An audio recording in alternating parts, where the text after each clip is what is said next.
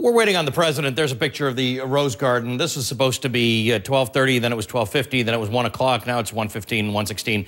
We still haven't heard from the president yet. They have a weekly economic briefing in the White House on Mondays, and well, you know what? I'm told there's the president right now. You can see him. Let's listen into what the president has to say, and then we'll talk about it a little bit on the other side.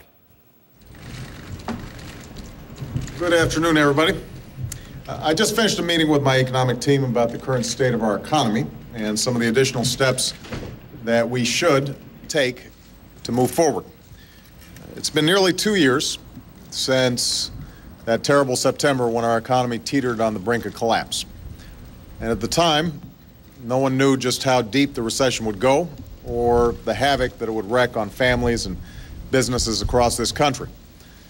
What we did know was that it took nearly a decade. How are we doing on sound, guys? Is it still going in the press? Okay. What we did know was that it was going to take nearly a decade in order. Can you guys still hear us? Okay. Let me try this one more time.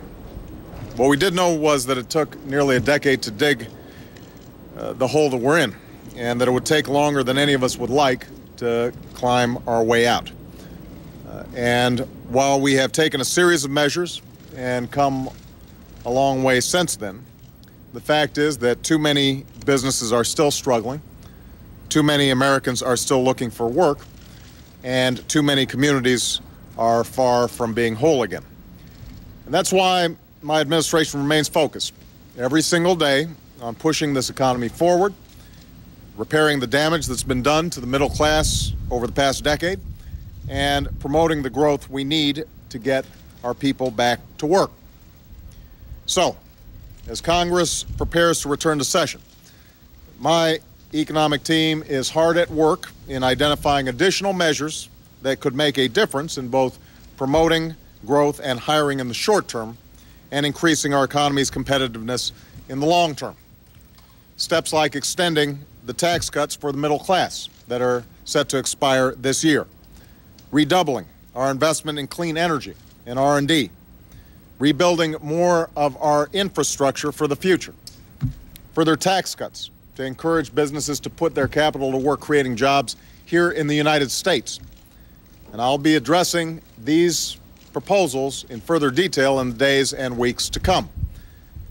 In the meantime, there's one thing we know we should do, something that should be Congress's first order of business when it gets back, and that is making it easier for our small businesses to grow and hire. You know, we know that in the final few months of last year, small businesses accounted for more than 60% of the job losses in America. That's why we've passed 8 different tax cuts for small businesses and worked to expand credit for them. But we have to do more. And there's currently a jobs bill before Congress that would do 2 big things for small business owners: cut more taxes and make available more loans. It would help them get the credit they need and eliminate capital gains taxes on key investments so they have more incentive to invest right now. And it would accelerate $55 billion of tax relief to encourage American businesses, small and large, to expand their investments over the next 14 months. Unfortunately, this bill has been languishing in the Senate for months, held up by a partisan minority that won't even allow it to go to a vote. That makes no sense. This bill is fully paid for. It will not add to the deficit, and there is no reason to block it besides pure partisan politics. The small business owners and the communities that rely on them, they don't have time for political games. They shouldn't have to wait any longer. In fact, just this morning, a story showed that small businesses have put hiring and expanding on hold while waiting for the Senate to act on this bill.